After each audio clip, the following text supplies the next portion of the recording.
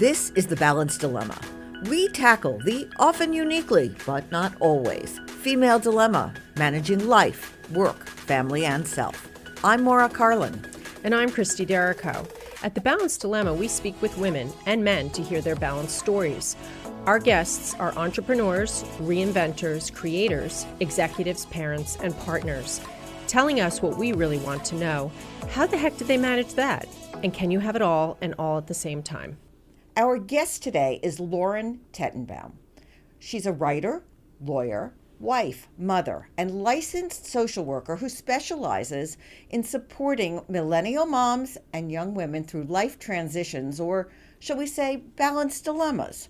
Now, Christie and I have been really looking forward to speaking to Lauren to hear her views and her advice and her experience, but also hearing what she hears from other women from their personal and professional environments. Now, let me tell you more about her because she's a member of the National Association of Social Workers, the National Association of Perinatal Social Workers, and the Women's Mental Health Consortium. Beyond that, she is a trainer for the Fair Play Institute and Nurturing Mamas Network, where she teaches other mental health professionals about gender equity advocacy and maternal mental load. So we're going to talk all about how millennial moms are faring, and she herself is a millennial mom. Maura, do you know the definition of a millennial? Well, I think so, but I'm going to let you tell us, Christie. Well, they are people born between the early 1980s and the late 1990s. So older millennials are approaching their mid-40s, while young ones are in their late 20s. That's a broad span. It really is. Let's talk about you, Lauren. Let's start there. Thank you for joining us. Yes, we're really happy to have you here. You went to college, you went to law school, and while in law school, you decided to do a program in social work. I did, yes. It sounds like you had a definite plan or path in mind. Did you?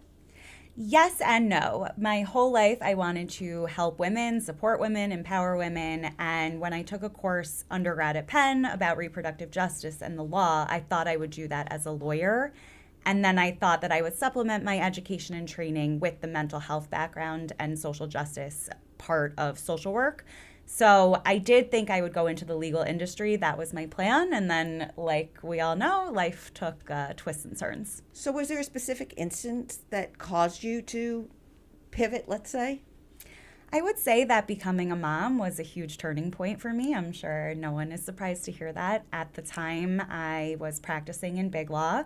I was an immigration attorney, which I really enjoyed, and I enjoyed working with the population I was working with. I had a robust pro bono practice. I was working with women from domestic violence situations, etc.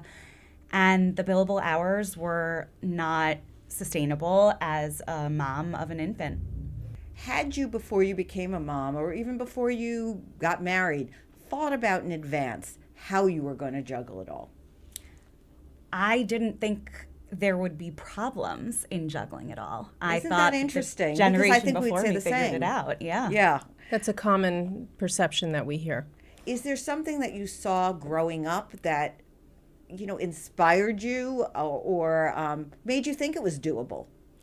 I would say that my parents really instilled in me my ambition, my empathy, and my belief that you could do it all. And really, actually, that's more because my father, I would say, did it all at the same time. He did have a stay-at-home wife, my mom, for many years. But I would say my father was very active in my and my siblings' lives, very present as a parent. And when we were in middle school and high school, my mom returned to her school and got her master's in social work. Now, you're a first-generation Cuban. I'm shocked. It's such an interesting background. How did that influence you? It definitely influenced me into having empathy for everyone, for recognizing my privilege and having happened to be born in this country and having the privileges that I have. My mom and her family left Cuba when she was 4 years old with the suitcases, everything they could carry, and were Cuban Jewish. So generations prior had fled from Europe, and it really just struck a chord in me that I was lucky to have what I have, and I wanted to advocate for those who had less. And how did that background affect the decisions that you made in going for a higher degree and being a working woman? Was there anything in your background that influenced that? Absolutely. My beloved grandfather, my Zeta Joe, didn't want my mom, his daughter, going to college. He thought that women belonged in the home and they should just be focused on getting married, having kids. And my mom left Miami in her late teens and put herself through college in New York and worked and studied and maintained a very close relationship with her dad, but really was defiant of what he had expected, and she, proved him wrong. It's so interesting because that also happened the generation prior. I mean, even my mother fought her parents about going to college. Mm-hmm. Kids will defy, but that's a good point to defy on. The big question, I guess, is do millennial men, since you specialize in millennials, still want 1950s housewives once they have a family? And it's something that one of our prior guests, Lara Bazelon, episode 42, if you want to listen, said. What do you think?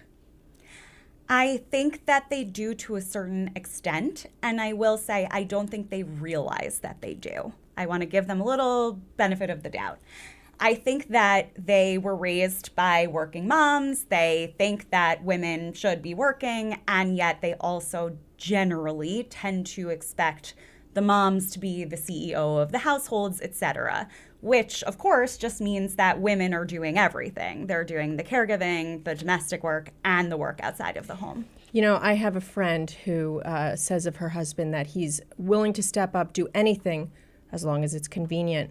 Or as long as she tells him what has to be done. That's true, too. But really, she makes a point to say, are you going to drive the kids when you're sweating over a big meeting that you have versus, we know that we have to drive the kids regardless of what's on the schedule. What's been your perceptions?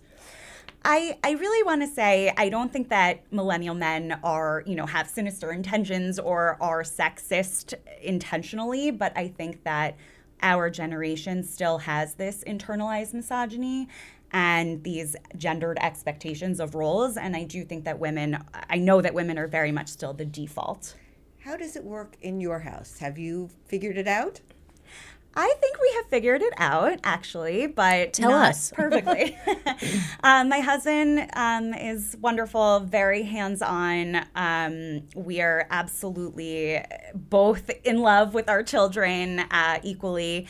Our schedules, by nature of when he's required to be in the office for his job, by nature of my flexibility and my office is at home, we are in certain places at certain times. And that is not perhaps a 50-50 split, or, if you count the hours, it might not be equal, but it definitely feels fair. And we each have different preferences and skills. He cooks. I don't cook at all. He does a lot of the weekend activities. I sleep in on the weekends. We make it work. And we also have very regular communication about this, as you might expect. And I think that's the key. So do you make a weekly meeting to discuss the schedule? Well, tell us, what is the schedule? How does it work?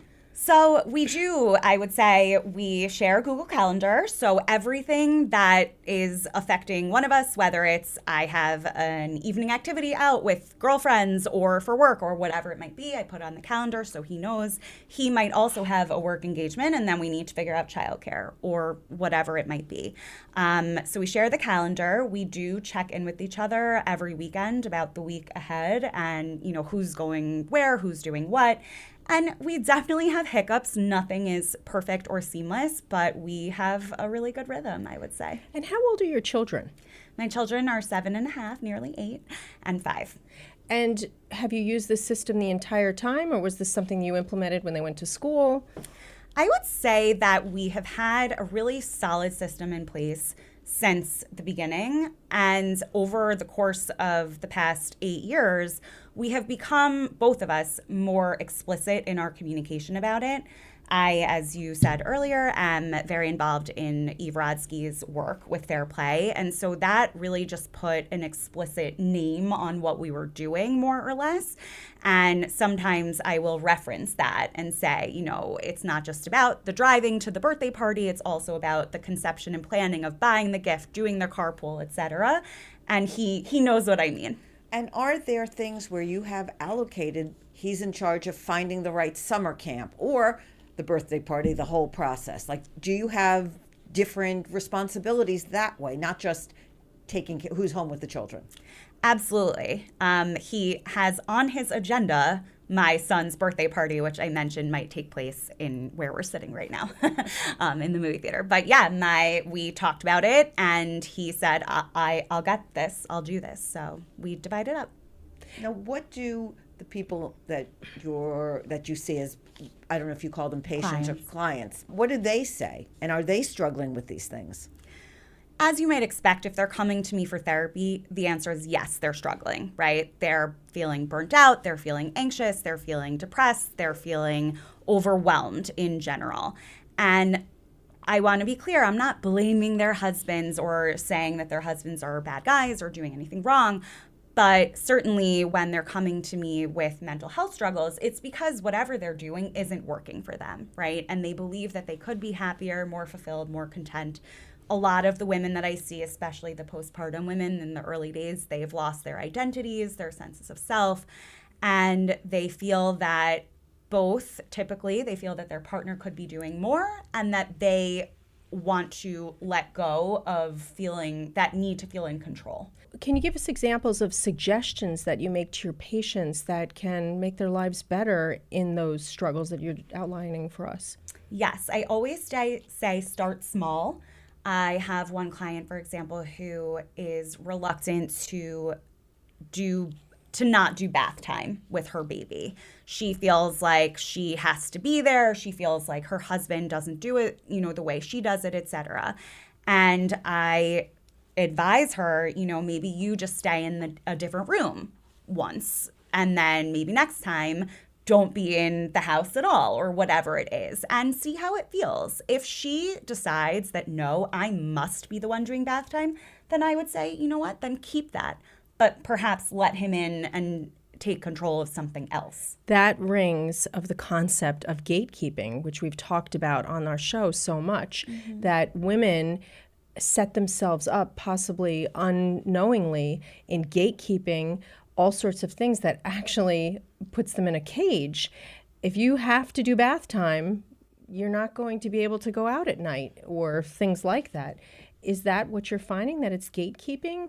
I do, although I will challenge you a bit, because is it women putting themselves in that situation, or is it societal expectations that are put on women? If women are the ones getting the parental leave, of course they have more time to practice bath time.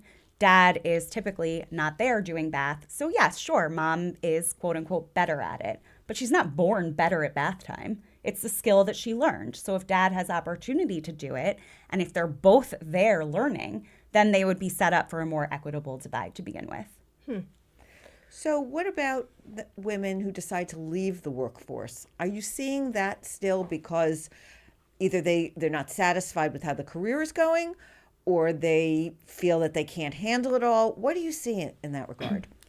I definitely do see women who feel like they have to leave the workforce, and because they're getting pushed out, because they don't have the flexibility and the autonomy that they want and deserve. And it's a real shame, and I see it all the time, and I can tell you that I have countless numbers of clients, friends, peers who would like to keep their career, would like to keep growing, would like to keep earning money, maybe do it from a home office instead of commuting. For now, maybe go in a few days a week versus 5 days a week for now. And because the employers are so inflexible, they feel that they have no choice except to leave altogether. This brings up so many questions. Is that specific to certain careers? Maura and I hated the book. I don't know how she does it. Nothing wrong with the writing, but it was finance-centric, and I wanted to throw it across the room. I would never have taken a career like that. I mean, maybe there's other options that would give them flexibility in different areas. I know that doesn't solve the problem, but is this something women should be thinking about in choosing their path? Maybe. Is it something that every aspiring parent should be thinking about when choosing their path? I think that is really the question. Why is this just a woman's issue? Totally. I agree. It's bringing up so many issues. Also, we've heard that when you work from home, are you actually taking on the flexibility burden. You know, oh, can you throw this in the laundry for me since you're going to be here? Oh, this is coming to the door. Can you just look for it at about noon? Well, and the other side of that is at work, if you're not there, they think that may think that you're not as committed, unless there are a lot of people working from home. But where I wanted to go was, do you think work from home could be the solution? And I'll just add, there was a recent article in the New York Times by Jessica Groves saying, do we all want to be on the mommy track? Now, I may disagree with how she defined the mommy track because it's not what I saw when I was practicing law, but I open that for discussion. So the conclusion of her wonderful article, and she's a fantastic voice in this space. Absolutely. Was that all caregivers, including men, are prioritizing things that bring them joy and fulfillment. And typically, often, that includes family. And she did highlight that many dads were doing this as well. And I think that work from home is absolutely a wonderful option. I think you do have to be careful of, can you just get the door? And I smiled when you said that because that is actually something my husband and I do, have conflicts about sometimes, because my work too is such that I'm in a meeting. I am focused on the Zoom, on the person in front of me. So it's not that I can multitask. And we had a laundry problem and whatever, needed the repairman, and it was very frustrating for me.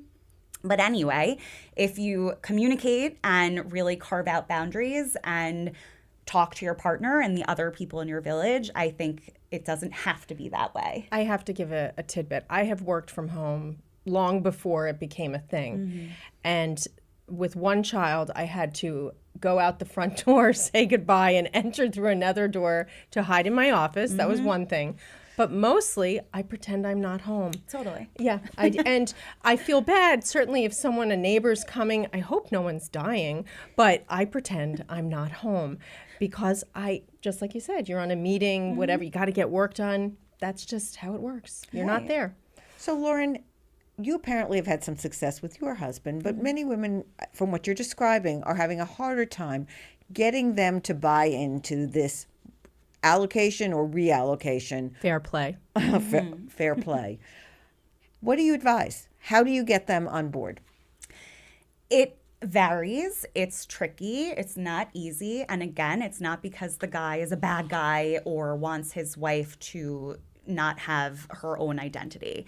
It's because we are all, women included, conditioned to have these roles and expectations upon us. And I usually start with that notion that, you know what, it's not you, it's society. Maybe let's watch the Fair Play movie, or this is something I read about, right? And I see it in our own relationship, and I would really appreciate your buy-in. And you have to start small. Do the women get the men to come in with them for that discussion? Sometimes. It depends on the service that I'm providing, but yes, absolutely. Often it is the man who is making more money. Is it about the money? Who makes more gets relieved of more responsibilities? I think it depends. Women, as we all know, and white women in particular, earn, I think it's 84 cents. It is 84. Right. And women of color earn much less in this country in 2024. And so it's very much still a problem, a huge problem. I think women are conditioned to going into lower paying jobs. So that's why I, mentioned earlier, I don't think it should be a conversation that only women are having as to what their career path should be, because if they're saying, oh, I'll be a teacher to have summers off to be with the kids, they're going to be making less than someone in finance or law or whatever it might be. Money certainly plays a role, but it shouldn't be the only role. And I think from the beginning, we need to be teaching our sons and our daughters to follow their passions. Do the same problems exist in same-sex couples? I would say not as much, and I'm not an expert on the research, but the research that I am aware of, both scientific research and anecdotal research, reflects that there's just a higher level of communication because the expectations are not inherent. The societal expectations. We're going to talk about childcare, because I have to tell you, that has been an issue. We both had our first children around 92, and that was a problem then. And from what we hear, it's not really any better. What is the state of childcare as you see it and how it's affecting women and their families? I would say it's abysmal. I think it was Jessica Gross who did another piece 2 weeks ago for the New York Times about the state of childcare. And forgive me if I'm not citing it correctly, but there's a great article. Check it out. It will be in our show notes, by the way. Perfect. It's a huge problem. The daycare wait lists, the after school care. I mean, don't even get me started on after school. Yes. The cost, the wait list, the logistics. My kids have off. They're not on spring break, but they have 2 upcoming days off from school, then another one, then a week off. It's just, there's a lot of moving pieces, and the logistics too often fall on mom. And I remember having an after-school program for one of my children, and every year they would do an emergency drill where you had to pick them up from school and deliver them to the after-school care. Okay, it was one day, but are you kidding me? That means that someone has to be physically there to deal with that. I mean, we came to the conclusion that one of us had to be in Westchester County very early on. I mean, that's where we all live.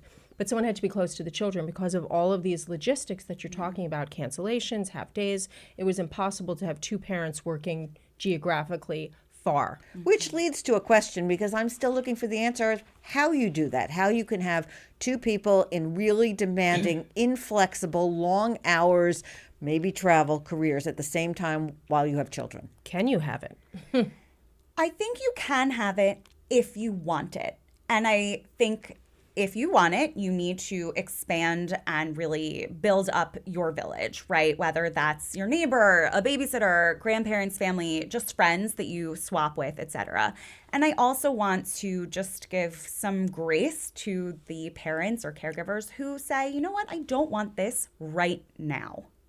Fair enough. You've used that phrase a couple times now, for now. And I like that because it opens the opportunity to say, I want this now, but maybe I won't want it later. And I think that that has come into the vernacular for women in the workforce, that we might choose to want to be home more at a period of time, but maybe not want that forever. What have you seen in your experience? I see that a lot. I also see sort of the misconception that they're putting pressure on themselves to be home in the baby years. And I think a lot of us with bigger kids know that big kids, big problems. Maybe they need you more. Maybe they definitely need you to drive them around. Completely. And so I would say to an individual, you have to do what feels right for you and know that you're not setting yourself up for a permanent situation, because nothing is permanent. And that helps a lot with the cognitive distortions around, who am I? I'm nobody. I'm just a mom. I have nothing to do. And it's just focusing on the here and now. So we started this conversation with how you are counseling your clients or patients. By the way, which word do you use for them? I use clients. So with your clients, that you have a new child, whether adoption or having a baby, and naturally this is totally exhausting, change in who you are. Should we look at these experiences in windows? I mean, I've often heard it said it's a whole different experience every 6 months with a child. So baby comes home, maybe you're nursing the baby, mom is physically required. Do we try to recalibrate every so many months, weeks? What do you tell your clients? With postpartum clients, I'd say take it 1 hour at a time. And I mean that, actually. I really do. And I then we work our way up to 1 week at a time. And I think I actually use that advice with any sort of stressful situation. Let's revisit in a week. How do you feel? Do you want to make a change? Is something within your control to change? Because we all know that even the next day, something that was stressing you out the day before might look and feel very different. I think a kind of 6-month calendar reminder can't hurt. So I am a fan of that. But I think in general, just keep checking in with yourself and your partner if you have one. Are there particular structures or supports that you think society or families need to implement at home beyond what the fair play allocations? Well, I would say the question is at home, and I would say the personal is political, right? And I think that the things that we do in the workplace and in the public sphere do Well, that was impact. the next question. Right. So if you want to combine them, that's fine. Thank you. I will combine them because, there's no one system. Fair play is a wonderful tool. It might not work for every family, but something like that, yes, I would suggest it. And really, fair play is a communication tool. So in general, communication, right? Carving out time for each adult to do whatever they want, whether it's sleep in, go out for exercise, whatever it might be. And then, of course, we need paid family leave. We need better childcare support. We need more just cultural support of being a woman, period, and a working parent. It's interesting you should say that because we each came armed with our articles. And in the Wall Street Journal, they had an article featuring 2 books. And the tagline is Get Married and Family Unfriendly Review, the case for wedlock. Now, this really goes beyond the issue of wedlock, but it really addresses that it's become very difficult to be a parent. The American heart is closing before our very eyes, writes Brad Wilcox in Get Married, and it's an urgent polemic that marshals anecdote, testimony, and social science data to make the case for wedlock in a culture increasingly adverse to it. But then the other book that they're featuring in this and conflating these 2 important issues, in Family Unfriendly, they talk about the collapse of birth rates, which they attribute to American society makes it difficult for couples to have children and enjoy children. Each day in December 2020, nearly 8% fewer babies were born than the year before. Now, I kind of double down on this. Maura picks her own topics, but we feel that it's been hostile to families, not just women, but families in general, to be happy and to survive. It's so difficult to juggle all this, even when you're trying your best to have communication and employ the skills advocated by a program like Fair Play. What have you been finding? I totally agree. There was a recent Vox article, I'm forgetting the author, but I'll share it with you, about how millennial women are afraid of becoming moms because they're told how difficult it is. It doesn't sound very fun. I will say I do love being a mother, and I think our country has a lot of work to do when it comes to respecting women and moms. Fortunately, not every country is experiencing these challenges, so I think that we can look to peer nations. I know that the U.S. is one of very small number of countries that doesn't offer federal paid leave programs, so that's absolutely an area that needs to be improved upon. And I think that we need to continue these conversations, sharing the good and the bad, so that we know what the issues are and then we can collaborate to solve for them. What you raised before, childcare support. What did you mean by that? So childcare subsidies from work, for example, my friends at Vivi, the childcare provider, and the 5th trimester, Lauren Smith Brody is behind it. They just released a report a couple of weeks ago showing the return on investment when employers invest in childcare subsidies or provide backup or on-site childcare. Employees are much more likely to stay longer term, to report being happier at work, et cetera. And that is a private solution. Not every employer can offer it, but it's one of them, right? And for you, being self-employed has been your solution to the inflexibilities of the corporate world, is that, and the legal world. You've found, and that was my solution as well, but that's not necessarily a solution for everyone. It's not. And I don't want to say that the legal world is unforgiving when it comes to being a parent. I think that there is a way to be a successful lawyer and a hands-on parent. But I think that a lot more flexibility, grace, empathy needs to be implemented. So we have to ask, first, what does balance mean to you?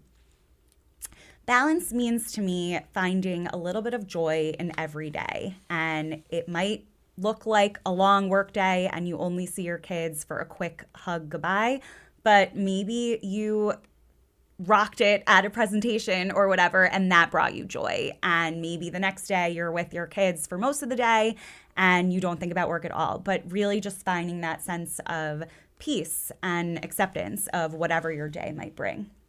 Another issue we've discussed is putting mom on the resume. I'm sure you've heard this. How do you feel about that? Is that in our best interests?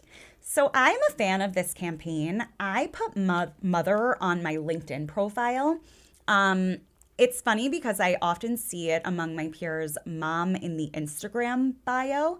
And for a long time, I felt that that was a little bit off-putting for me because I felt that these women were identifying only as a mother. And I said, but she's more than a mom. You know, she's Lauren, or she's a lawyer, or she's Australian, whatever it might be. And I resisted doing that on my personal social media. And then when this campaign kind of took off during the height of COVID, I would say, it was probably 2021, I really agreed with it in a professional sense because I felt that moms, all parents, have so many skills that can be transferred. But I want to elaborate on this. I've told this story before. My husband's a trial attorney, and he cut his finger one morning, and I'm searching the house for a Band-Aid, and all I could find is the Mickey Mouse Band-Aid. And I said, this is it. You're going to have to wear this. And he looked at it, and he said, oh, the jurors are going to love this. And I thought, what if I had worn the Mickey Mouse Band-Aid? I'm not sure if it would have played the same way. But my point is, in your line of work right now, mom certainly enhances your understanding, and that might look really good to the clients. If I'm a trial attorney, I'm not sure they care if I'm a mom. But all the more reason to do it and to have the dads doing it. Because if we're continuing to hide that we are caregivers, we are parents, we care about our children, we're not going to get anywhere. And I really believe we must all parent out loud. And I was very open about prioritizing my children and my family and my personal life while I was in the corporate world. Did it lead me to climbing the corporate ladder? Not exactly, but the choice was mine to make, and I said, this isn't working for me anymore. Are you seeing men parenting out loud? Because I think of not hearing that someone was having a baby because they kept it quiet. Granted, they weren't pregnant, but it was just not talked about by men. Is that changing, at least for millennial men? I do think so. It's changing slower than I might have hoped, but I'm optimistic about that, yes. Another thing we talk about is, do you let people know where you are when you have to do something related to family or children? Christie tends to. Don't out used me. to. Okay, I won't say anything. But we had one guest who always, her public calendar said, so-and-so is not available. And she didn't have to explain, but she wasn't available. Others don't tell the truth. They fudge. What are your thoughts about that? My thoughts are, again, I think we should be speaking out loud with the understanding that there will be discrimination, and not everyone can afford to do that. But that's why those of us in positions of privilege need to be that voice, because what you were describing is the motherhood penalty versus the fatherhood bonus. Correct. And when dads say, I'm leaving early to go to a little league, everyone says, oh, it's so great. You're such a good dad. Mom says, oh, my kid's sick. You know, I have to go to the doctor. It's, well, she's not committed to her job. That is still very real. It is. 100%. And it's terrible. But I don't think we're going to get past it if we're hush-hush about it. And I was jokingly chastising Maura to not out me. She can totally out me because I've said it before. I've always fibbed about where I am. And I've always had in the back of my mind, especially because I was younger with certain things that I've done, that I don't want people knowing where I am. And it's easier to say you're in court or in a deposition than at a doctor's appointment. And that's not right. It's not right. And I just think stick with your values. You're on the right side of history. You're taking care of someone who needs care. I imagine you were never, you were never late for a deadline or anything like that. You also happen to be caregiving. And I just think that we as women and our allies need to be very vocal about this. And you think that being vocal is what will bring change? I hope so, because what's the alternative? So I have a question that we ask all of our guests. Can you have it all and all at the same time? I believe the answer is yes. My friend Stephanie Kramer, who is the chief HR officer at L'Oreal and wrote a book called Carry Strong about being empowered in your pregnancy at work that I was featured in. She says you can, but not at the same time. I agree with that. I also think that it depends on what your definition of all is. Going back to my example before about balance, in a day where you're more heavily focused on work, but you still kiss your kids goodnight, to me, that is having it all. And of course, having the flexibility for the next day to be perhaps, shifted in the other direction. So I do think you can. And I also think that this is a question we should be asking men. Agreed. Do you have male patients? I typically only work with men when they're part of a couple, just because I really am so passionate about working with women. And have you had instances where the male partner wasn't willing to partake, or do you find them eager to try to find a solution? The latter. I would say that for the women who say my husband would never buy in, I think that there are deeper issues. Interesting. What is something that you would have told or would tell your pre-mom self? I would say that it's okay if your path is not linear and that no one knows what they're doing, and you just have to stay true to yourself and try your best. That's wonderful. Anything else, Christie? No, I think we've had a fabulous discussion. Lots of great takeaways. We're going to put some of them on T-shirts. We'll let you know when those are available for purchase. We will have information about Lauren and about articles and books that have been mentioned in our show notes. Lauren, so happy we could have you. I'm sure we're going to want to have you back. Thank you for joining us. Thank you. This is The Balanced Dilemma. Please follow us, listen to us, and rate us on our platforms, Spotify, Apple, and our website, thebalanceddilemma.com, where you can also subscribe to our newsletter and email us your suggestions. There's no cost, but it means a lot to us.